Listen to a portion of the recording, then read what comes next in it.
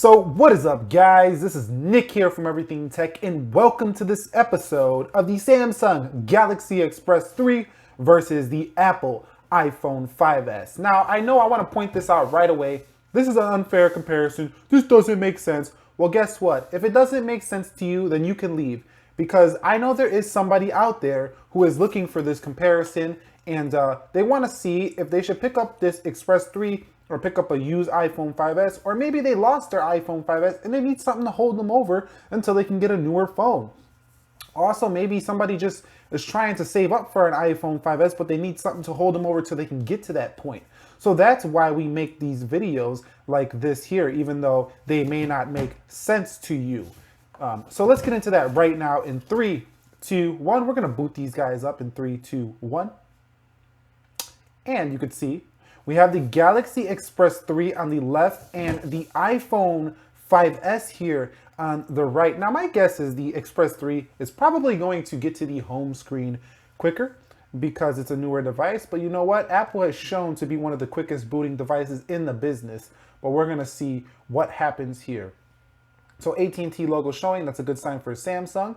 It's lighting up, so that might mean Samsung is going to win here. So let's see who gets there first. Apple, Samsung, Samsung. So Samsung did win to the home screen. That's exactly what I thought, and came true. So let me get in here to this iPhone right here. And I did set these apps up to, be similar, so we can do an app test here. But let's just talk a little bit about them. So the Samsung Express 3 is going to give you a plastic design with pretty weak cameras on the front and the back. And the iPhone 5S is going to give you a premium solid construction design. Now, if you want to know if you should still buy this in 2016, go ahead and click this video right here in the card or down here in the description on should you buy the iPhone 5S here in 2016. Did a video on that. The AMOLED screen here is not even HD, so it's not very sharp, but it's very colorful and pops out at you.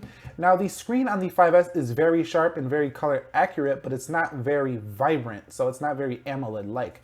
But anyway, let's just get into now the application tests. So let's make sure everything is closed out on both of these guys. So you can see I got a ton open on both. So let me go ahead and close all of those out for us. Okay, so let's go over and let's go into the calendar here. Let me zoom in just a bit. We're gonna do this application test. So let's go into calendars in 3, 2, 1. You can see the 5S one there. Going home, the Samsung goes home quicker. Calculator. iPhone 5S there, home again on the Samsung. Let's go to clock. Samsung on that one. Let's go to contacts. iPhone on that one. So iPhone is winning hands down so far. That looked like the Samsung to the camera, so nice job on the camera, Samsung. Let's see the settings here. Let's go back to that screen. Let's go to settings here. And you can see the iPhone just absolutely annihilated on that one.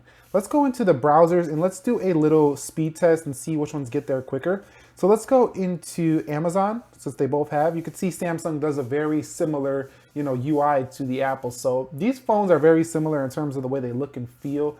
The software, you could say Samsung kind of copied, but there's nothing wrong with that. Let's go to Amazon here. And you could see Amazon was quicker, so browsing experience, you got to give the leg up to the Samsung on that one. Let's just search something else just to make sure this is totally fair. Let's go to yahoo.com on the Samsung.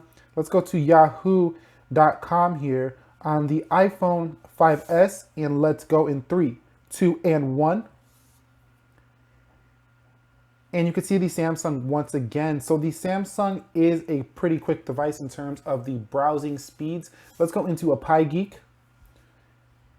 And you can see it looks like the iPhone's gonna win that one there, but very close, almost nothing really different. So this Samsung, I'm telling you, with 1 gig of RAM, as I mentioned in the full review, can handle pretty much anything you throw at it. It's very optimized. It's the Exynos processor, guys.